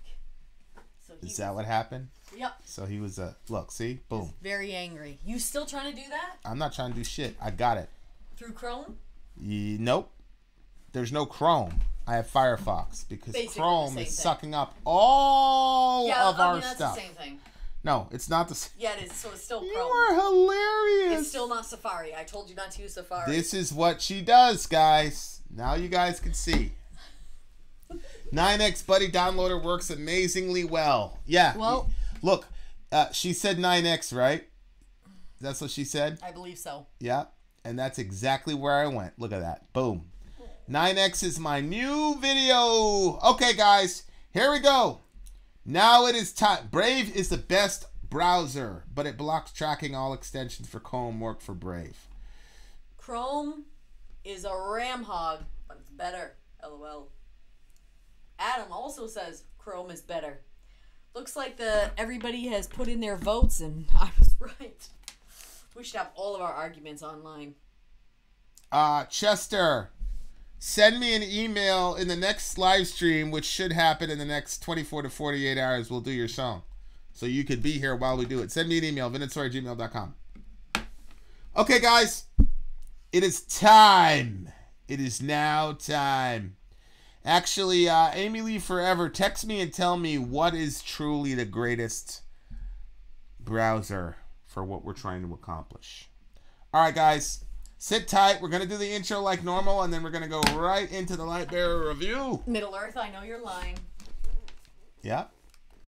I'm Vin. I'm sorry. If you would like to get your song reviewed, dear listener, there's the Filthy Capitalist option. As Sorry says, 125 gets you straight to the head of the line. You don't have to be a part of the alliance. You don't have to be part of the group. Wait a minute. And the biggest thing is you don't have to wait. You hop, skip, and jump right in front of everybody. 125 gets you there. You do that 3 times, and you get mashed down to the $75 rate for perpetuity. Yes! Also, there is a band review option. So if you've got a band and you're trying to get your band some exposure, hit me up at vinetsory@gmail.com, and I'll show you the details about how to pull that off. You can also jump on Patreon, and there is a option on the tiers to be able to get your band reviewed. Obviously, we can't lie to you, so we can't guarantee a positive review. Get what you get. It's just rubbish. Rubbish. Rubbish. That's British for garbage. My favorite is the community option. $1 at the gate gets you in at Patreon. You get to join an alliance. The alliance joins their points together, and that helps determine what songs that we do. The alliances hang out on Discord. Message me on Patreon to get the link. And they do all kinds of other cool things. They do Minecraft, Dungeons and Dragons. Yeah. It's really a community within the community. Anybody can go in the village, facebook.com/VinetSory. There's 160,000+ people on the channel. What's cool about the Discord is that it offers a real opportunity for community connection, friendship, that type of thing. And it's on Discord, so if you're not a Facebook person, it's for you. You start off at $1. Right. Plus you get exclusives. Sorry and I are working on a song. So the first 15 seconds of that was on Patreon. Also, at $15 tier and above, when we actually debut the video, they're going to be there live with us. There you are, dear listener. Farmers. And the child shall lead them. Here we are. As Ben Webb says, this is like, it's horrible that you're using your children to blah, blah, blah, blah, blah, blah. All right. Here we go. It is time. We are now listening to part 2. Lightbearer Lapsus. Lightbearer Lapsus. We just did pre-Lapsus, so this is Lapsus. So here we are. Choose file and look at that, babe. Boom. Ready.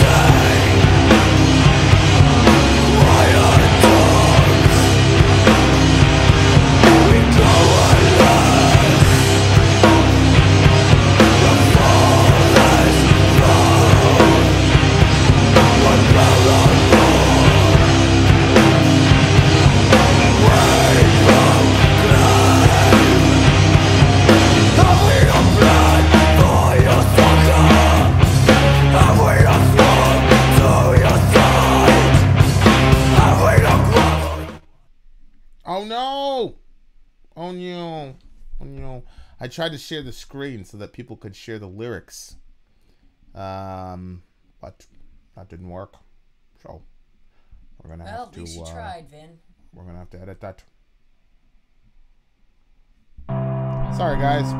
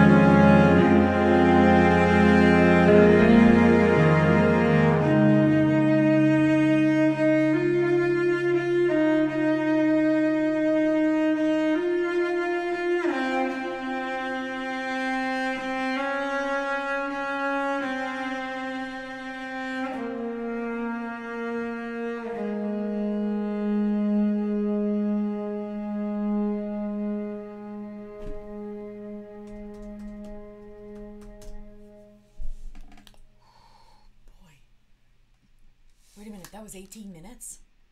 Mm-hmm. Wow. I gotta say, Mark, when I first started listening to it, you had kind of led the witness and you were like, this one's not as good. So I was like, and then when it started out, I was like, yeah, it's not as good. But then as it progressed, it like really went next level. I love the violin in it. Honest to goodness, babe, I'm not sure if I've told you this before, but I really, really want to take lessons to learn the violin. Bro. I've been wanting to do that for a long time, and I don't know if I've got a song, Joe. I've got a song in my head that you were playing violin in it.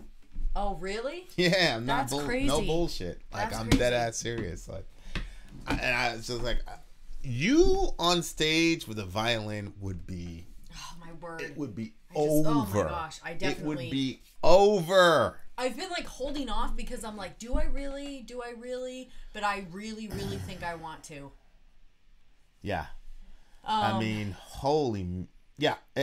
I'm with Josh on this one. Wait a minute. There's no way that was 18 minutes. Yeah, bro. 17 minutes and like 52 seconds or something like that, son. Like it was ridiculous, beautiful. I mean, these guys. Beautiful. It's just one of those things, man. They had to break up, man. Like the shit was just too good. Like these guys are just too good, too talented. I haven't heard. Oh my word, I forgot they. I haven't heard a single song from this band that has not been like life-changingly good. And hey, maybe it's a sign. It's because I'm wearing the Fist of Five shirt. Like, remember they broke up and then they got back together? Yeah. And it was us. We were the was ones us. that constructed it. You better get back together. Yeah, get back together and finish that third album, bitches. The Christians have decreed it. Yes. Yeah, there's some really good stuff. Golly, that would be so epic. So epic. I'll tell you what. The ending of the song was crazy. This hollow place will serve us well. For we no longer have your love. Yeah. They did that perfectly. And it was crazy because what they did musically before they even did those lines, I felt myself journeying toward God in a friendly sort of sense. 100,000%. That warm light was coming toward me and I was going toward it. And then it was just crazy to have that line after. Like it like made me feel sad for the devil. Well, the reason, you know, I did a Bible study one time about the fall of Satan, and there are two major passages. I think it's Ezekiel 14 and Isaiah 28. I know there's a 14 and I know there's a 28. That's how you know, people are like, oh my God, you have an amazing memory. There's all these little like tricks and cheats. You know what I'm saying? Yeah. Like, you know what I'm saying? So, anyway. But yeah. Interview them with an intervention. I'm going to try to contact them. No, I'm serious. Yes. Do it. Contact them. We want to interview them. We would absolutely, yeah, for sure. All right, babe, what were you saying? Sorry. No, go ahead. No, you were going to read something, but. Well, so Ezekiel 20, it's Ezekiel 28 and Isaiah 14. I had it backwards. When it talks about, you know, you were the guardian cherub, blah blah blah blah blah. Yeah. You walked among the stones of fire. You know, I think Josh quoted it earlier in the thing, stones of fire or whatever. What a lot. So that passage and then Isaiah 14 is usually looked upon in the Old Testament to be what evangelicals usually use is this is God talking about the devil. Mm-hmm.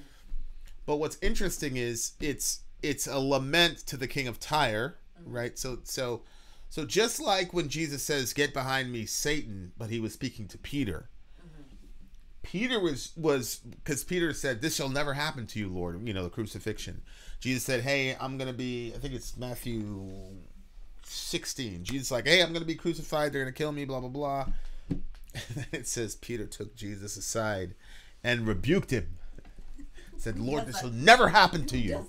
This shall never happen to you." And then Jesus looks at Peter and says, "Get behind me, Satan." Mm-hmm. So he's talking to Peter, but what's happening is that Satan is using Peter to tempt Jesus to not do what he's supposed to do. And so Jesus sees the spiritual sort of source of that voice for Peter. So when God is talking to the king of Tyre, it's the same principle. He's speaking past the king of Tyre to the person that's empowering him, which is Satan, presumably. The point of all that is to say that everybody misses this, and I've never heard I've only heard one sermon teaching on this ever, but it is a lament. It's styled as a lament. It's not styled as a. There are a lot of different genres in prophecy, right? Some of it is mockery, like there's divine mockery. So like the virgin daughter of Zion laughs at you, etc., talking about Babylon. And then there's a regular fire and brimstone, we're gonna kill you, blah blah blah. And then there's a genre in the Old Testament called the lament genre. Yeah. And obviously there's an entire book. The Book of Lamentations. Yeah. Right? There's an entire book where the Jeremiah presumably says, my eyes flow streams of tears because of the dead in our streets, whatever. Mm-hmm. So when you have that interlude, it goes on for like 3 or 4 minutes, and it's sad and it's whatever. Mm-hmm. And then he says those last 2 lines when he talks about this hollow place will suit us well because we no longer have your love. Right? It's sad, and then that's how the record ends. And I'm like, this is perfect because it is a lament. It's a sad thing. When God looks back at it, he doesn't have this triumphalistic, ha ha ha, devil, I beat you. You thought you could overcome me. It's a lament of a father who, and again, what people have to realize is the term demon is not really used a lot in the Old Testament. The term that's used is B'nai Elohim, which translates literally to sons of God. When Jesus gets on the earth, he consistently doesn't refer to God as the Most High, doesn't refer to him as, the Lord of Hosts or whatever. Jesus' favorite designation for God is Father. That's Jesus' favorite designation for God is Father. Oh my gosh! Father, for a second, Father, I thought Father. you were talking about the devil. I was like, "What? He calls him?" Okay. So look, God's essential. And later on, John tells us God is love. God's essential nature is a lover. He's a lover, and whatever relationship we have, whether it's friend, brother, sister, lover. All of those are used to speak of God's relationship with his people. In Hosea, he's married to his people. At the end of Revelation, he's married to his people. Abraham in Hebrews 11 is called a friend of God. Jesus is our brother. After the resurrection, John chapter 20, he tells Mary, go tell my brothers. So we've got, and then there's some intertestamental stuff that has the Holy Spirit and the feminine. So every kind of relationship that you have is God. So when you have God and he has to cast out the devil, he's not triumphalistically going, ha ha, he's losing a son. I remember last summer, Dorian, he lost his mind and he went off, he went off the deep end, he went crazy. And so we had him live with his mom for a month and a half. And it was the most miserable I've ever been in my entire life. And yeah, it was not. And I remember the night that I took him home because something had happened with him and his mom. Surprise, surprise. But I remember when I took him home, and he'd had it hard over there because, emotionally speaking, because of certain things. And,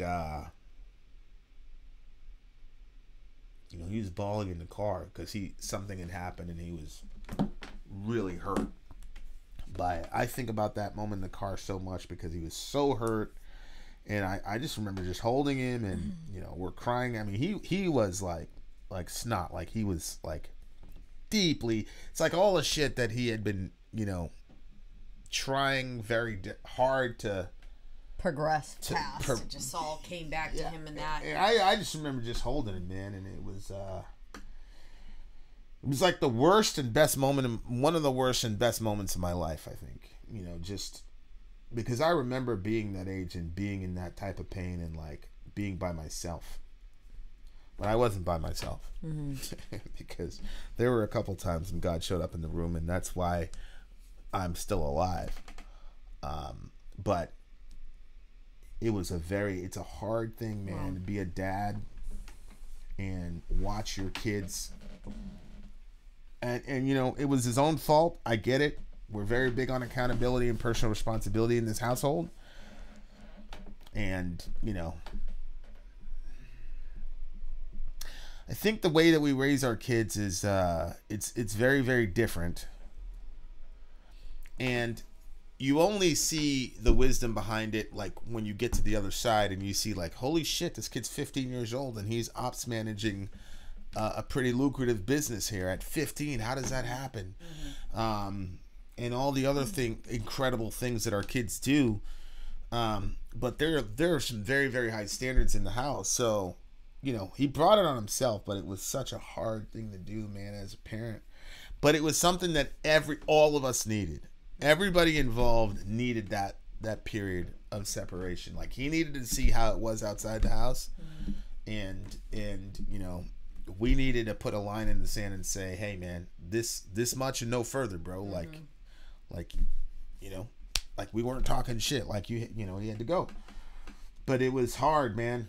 Yeah. It was a really, really hard. I think about it a lot to this day.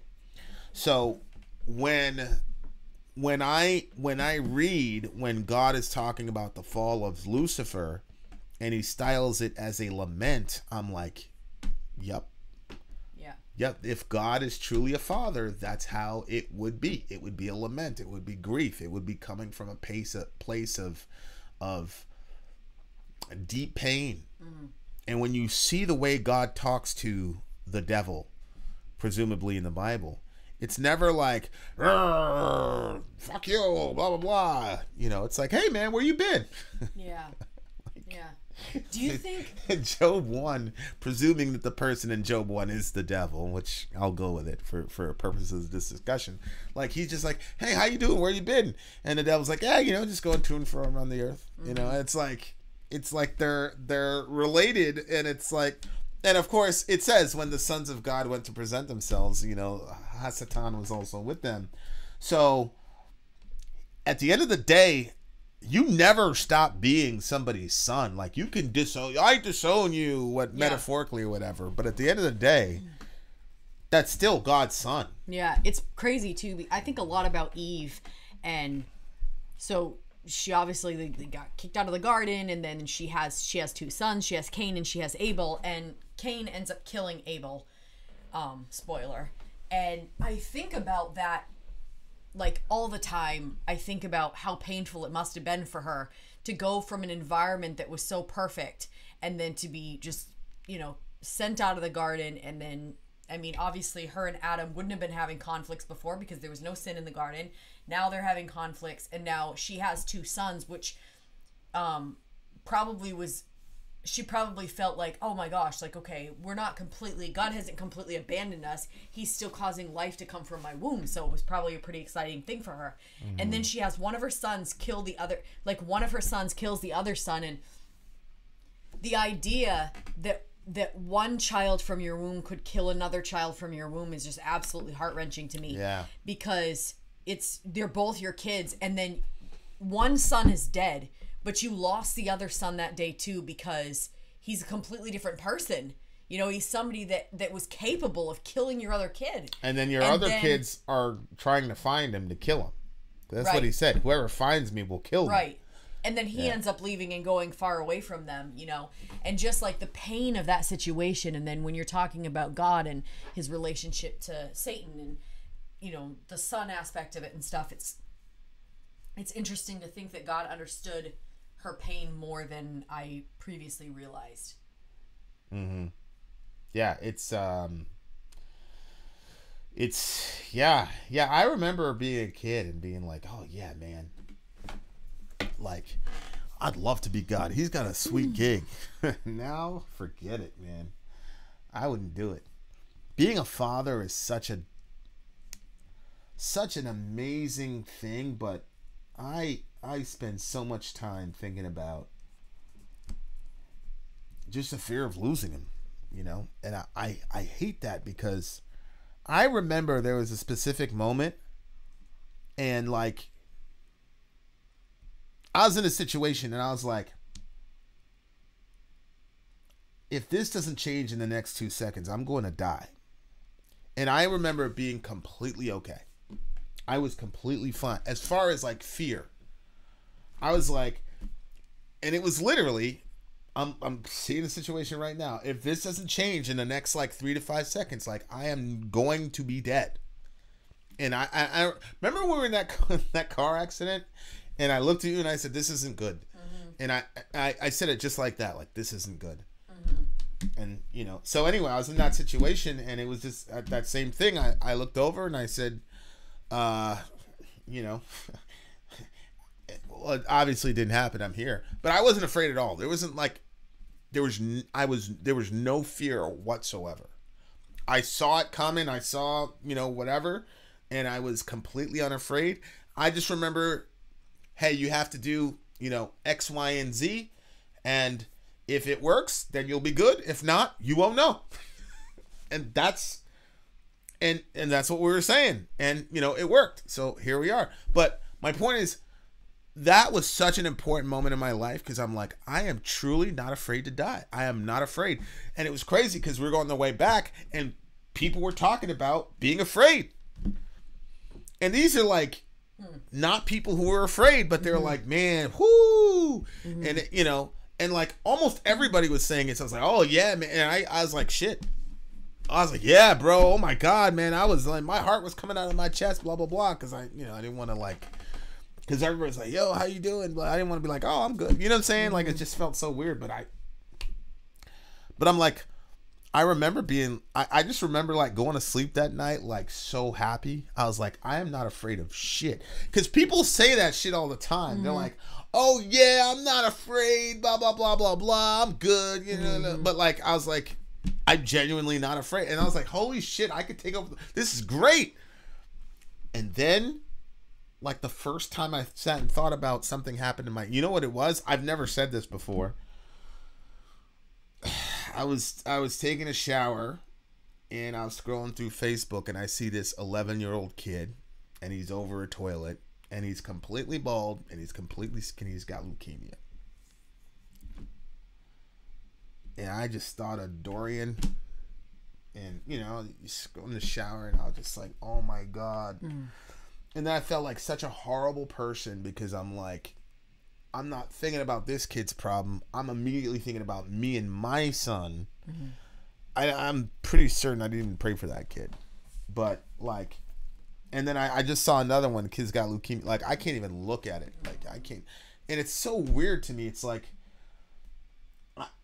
I could walk into this situation, not be afraid at all. But the prospect of losing any of my sons would just like, being God and like losing sons is like, and that the little the little bit of love that I could muster up for my kids, and I'm sure like in comparison to God's love for him, you would probably say, no, you really love your kids and whatever and all that. But like, you know, and I love that Dorian, like, every time he will not leave without saying goodbye. The other kids will. He still kisses me on the mouth, like he's we're outside. I say, hey, come here.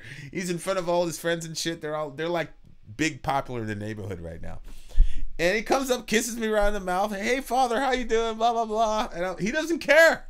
And I'm just like, they must have had, if you're talking about Lucifer, they must have had really good times together. Like, they must have been, you know, God, it was a lament. They must have been very, very, he must have loved him really, really deeply. And we never think about that. And we never think about the tragic side of the fall of Satan. And, you know, there were so many emotions that were going through my heart when I was hearing the song, because I'm like, this band, I know God as Father. I've experienced God's love to me as a father. And I know that I have, because I never had a father, and I didn't realize that I was experiencing God as Father until I had kids of my own. And then I was like, oh, that's what those moments were. That's cool. Okay. That's what yeah, that's really cool. you relate to the Trinity. Everybody relates to God in different ways, but like for me, man, like God is like the there's that one preacher guy, and he was saying like the kid had gotten into some trouble or whatever, and the preacher guy was like, well, he's a son of this house. He's talking about church, instead of saying he's a member of this church, they said he's a son of this house. And I just, there was just so many times that I've screwed up or whatever, and fathers come to me and said, you're a son of this house. Like, you're never, ever, ever not going to have a place at my table. Ever. And you're out of your mind right now. Like, there's so many times the father said, you're out of your mind and you know you're wrong, but you're a son of this house. Period. I love you. That's it. And it's like, I was talking to the girls, and one of them was going through something.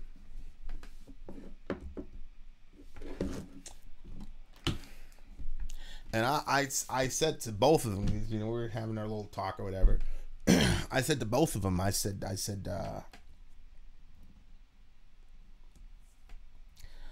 listen, wherever you are on the planet, whatever you do, whatever you get yourself into,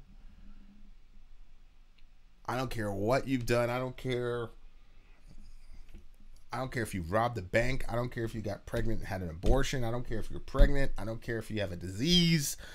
Whatever it is, anywhere you are on the fucking planet, you get in trouble, you call me. I'm going over there, no questions asked, nothing. I'm over there, and I got you, no judgments. Always call me. I don't care if you're 55 years old, right?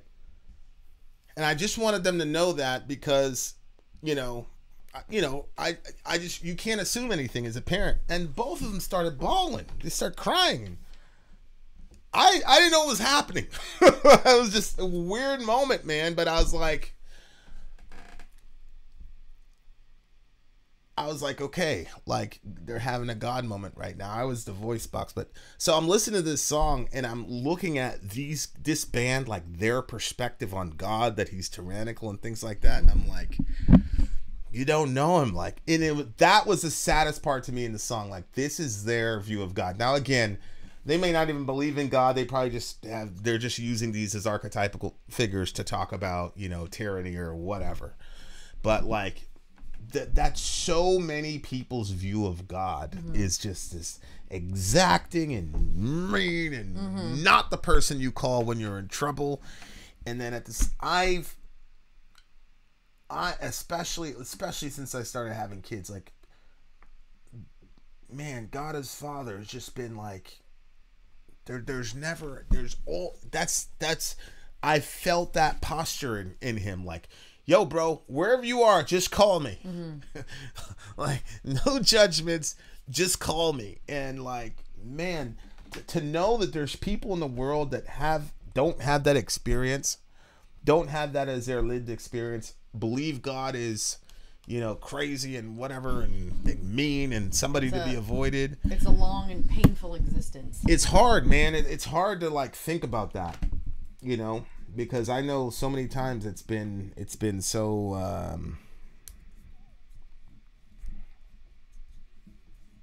I just feel very fortunate, I just do, and I just feel like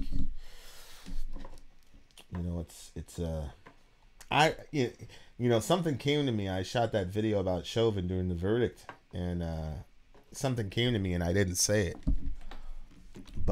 and it was from the Lord, but I was like too caught up in the situation to actually say it. But it was essentially like talking about Chauvin. It was like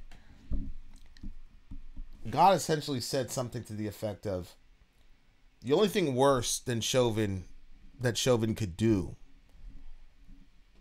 in taking George Floyd's life away from him would be to take himself away from the God who loves him. And I was like, I'm not saying that shit. I'm not saying that, but it's true. It's true. It's true. And that's the thing about God. Like, you cannot absorb that I will love you no matter what unconditionally. You can't absorb that for yourself and then deny it to somebody else. So the most I could get out was, I am not going to celebrate the the end of this man's life. So You're interesting. that's as much as I was gonna give people. Like, I can't tell, but really that the rawest version of it was God saying, Wow. the only thing worse That's crazy. than killing George Floyd was to deny me you. And then I thought about it. George Floyd, he was a Christian. He had his problems. He had his issues. He went to God. Mm-hmm. You know, mm-hmm. and he wouldn't trade places with any of us right now.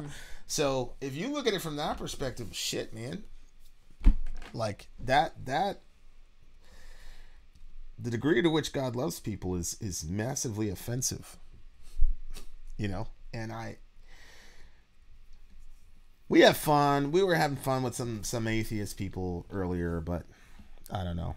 It sucks to me. If this stuff is real, if anything that we believe is 2% true, and if any of the experiences I've had with God are 2% true, if any of it is true, and there's one person on the planet that doesn't believe it and experience it, it's a fucking worst tragedy on the planet, man. It really, really is. Yeah. But they captured it so well. That's what I cannot get over.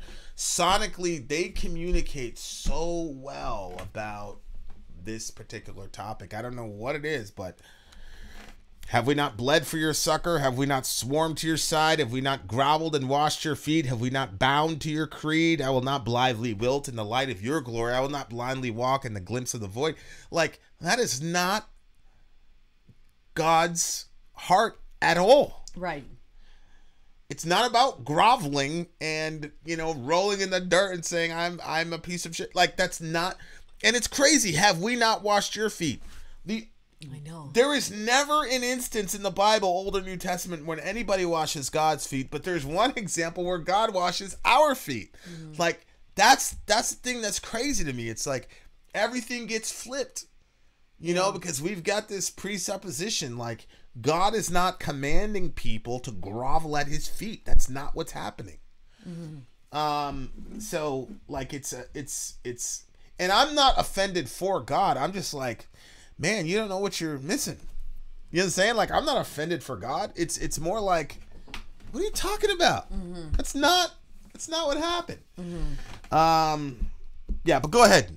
I'm rambling here. I talk too much.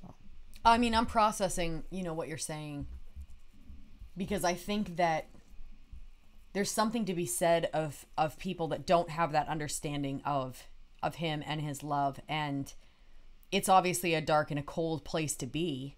Yeah. But misunderstanding him to that degree, I don't know, it's weird. It's weird in the sense of, so like Satan can say that to someone to kind of give them that idea and make them think about that, but Satan knows that it's a lie. But he'll say it to someone and the person will repeat that back or repeat that out loud and not know that it's a lie. Mm-hmm. Like, just to be deceived to that, you know, like that. It's just it's sad. And it's hard because I think that, you know, at different points people can feel like that. You know, I know that after, you know, my miscarriage and having to go through that and then the divorce and all those different things, like it just felt like God was bad. Like, it was like, how can he, you know, and I know that my situation is so minor compared to some of the pains that other people have been through. And, you know, when, I don't know, you know, like when you have something that's like helpful, like maybe it's like a canker sore in your mouth and you put the salt on it and it actually helps heal it faster, but it's super painful at the time. Yeah. And so sometimes I think that, you know, God feels like that. It's like his salve or his ointment that's healing is not always painless. Like, sometimes there's a lot of pain in the healing, and yeah, so you can misunderstand the pain, just like you've brought up before about the kids with going to get vaccines. You know, like, if you as the parent, you know, you understand what you're doing and that you're doing that for their best, but they don't understand why you're allowing someone to jab them with the needles. And I think that, you know, when you're in that place where you don't understand why God is doing what he's doing, and it can just feel like he's cold and heartless and the world is only full of pain, it's just a tough place. Mm-hmm. You know, obviously I agree with you that he's a father, and I don't think he wants us to maintain that that view of the world or him, because it ultimately makes our world darker, because he's not going to change. Like, God isn't going to change because you think that he's bad. He's not going to become bad. He is who he is, and our thoughts of him will not change him. But I don't know. It's an interesting. What's that verse that says, like, something about maybe calling God a liar, but he cannot deny himself, or what's that verse? Yeah. What is it? If we are unfaithful, he is faithful, for he cannot deny himself. Right. He is faithful still, for he cannot deny himself. Right. Yeah. And so that, I like that idea that, whether we're unfaithful or we don't understand him, or he seems so dark that, it feels safer in the arms of Satan than with him. Like, that's okay. He's not going to leave us there. You know what I mean? Like, yeah. he has truths that will break through the darkness and kind of come in and, like, I don't know. I like that. And I believe that. And I believe that he, he's speaking to a lot of us. And I think that's good. And I'm glad you guys are here. Yeah. Yeah. And obviously the last verse is talking about hell. And Anubis, stick around till after the review, because I'll answer your question real quick. But the last two lines, the last little stanza, is this the prize you spake, my lord, to punish infinite? How can our God commit such puerile acts? This hollow place will serve us well. So it's like, this is coming from the perspective. So the devil loses, and then he gets punished for eternity. It's like, come on, man. It's like, it's over. Of course, that doesn't take into account the fact that, I've said this a million times.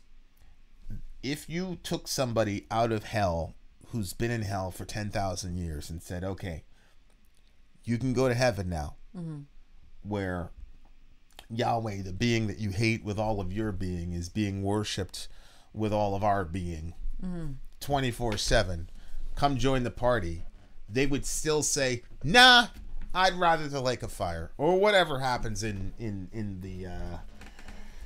the bad place. I've talked before about hell. I don't believe the fire in the Bible is literal when it talks about hell, but that doesn't mean that hell is a pleasant place to be. Right. I've said it's a combination of The Walking Dead and The Purge in ever increasing measures of hineity. But that's because the people there hate God, and they're progressively sinking into more and more of their hatred, so that the longer that they're in hell, the more they hate God and the less they'd want to be in heaven. Right. So we just have to understand that the people in hell are not saying, oh shit, I made a mistake. And the other thing, this came from James White, the people in hell are still sinning. Like they're not, it's not like hell has like a reparative influence.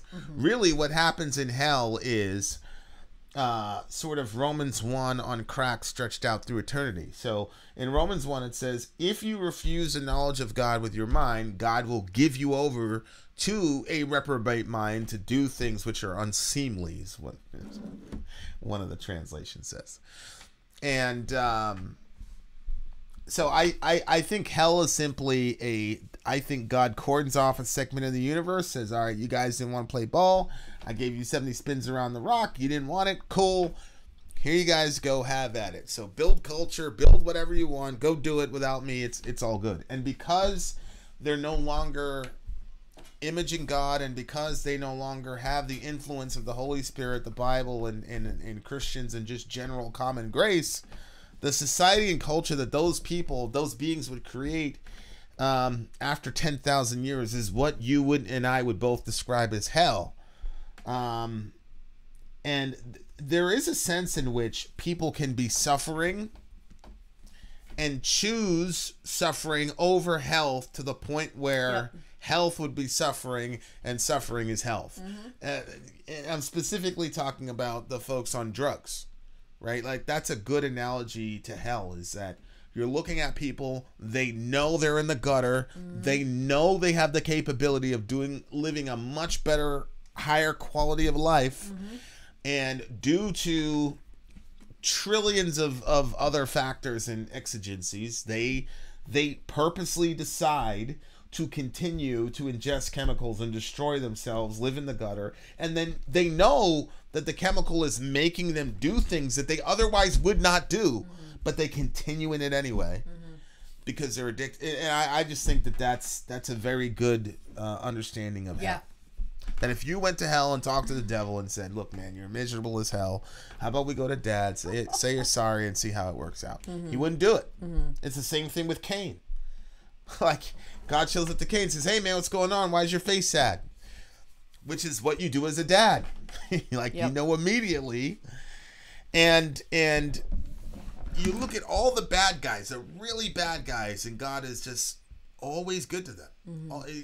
The pagan king that was with Sarah, and the guy goes, I didn't do anything wrong. I had nothing to do with it. And Jesus goes, yeah, I know you didn't do anything wrong, but let her go, because I'll kill you if you don't touch my daughter. Like, it's just unbelievable. It's unbelievable. This is a horrible review as far as, like, I was all over the place, but the song just sparked so much in me, man. This band is immensely gifted, and I don't know, I feel like you guys have one more album to do to close the thing out, bro. I agree. Yeah. And I agree with Joshua here. What do you give the song? It's definitely a 10.5, but it might even be 11. Yeah, it's weird, man. Like, it's funny too, because you're right. He prepped us. He was like, "Oh, it's not as clean as the other one." But man, that I think I'm gonna go with an 11. That interlude, man. That interlude was crazy. Just beautiful, absolutely beautiful. And that's how it closed out the record too. Yeah. Oh man. Yeah, 11 for me.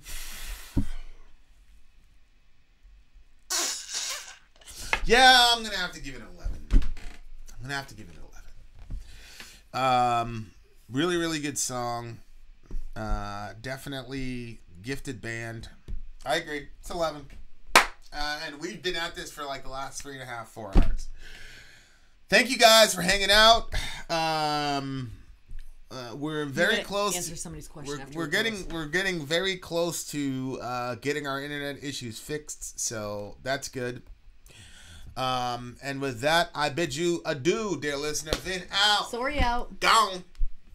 Okay, Mr. Anubis, you asked a question about God building a rock so heavy he couldn't lift. And the answer to that is obviously no. And the reason for that is very simple. You have to define, as a Christian, I define omnipotence the way the Bible does, not the way that Aristotle or anybody else does. So the scripture says that no one can resist him or say to him, what have you done? Namely, when God decides to act, there is no power in the universe that can stop him when he decides to do something. Nobody can thwart his will.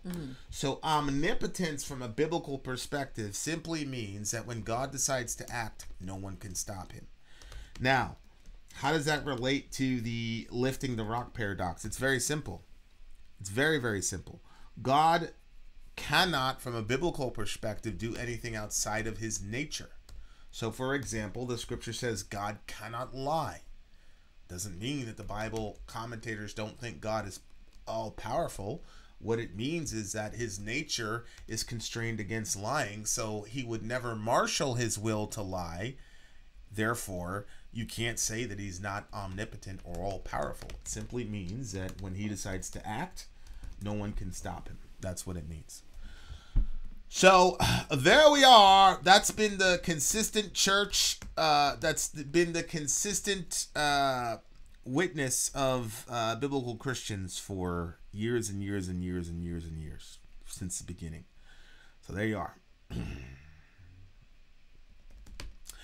All right, you guys. Yes, the hidden names in Genesis chapter. It's the what do you call it? The genealogy in chapter 5.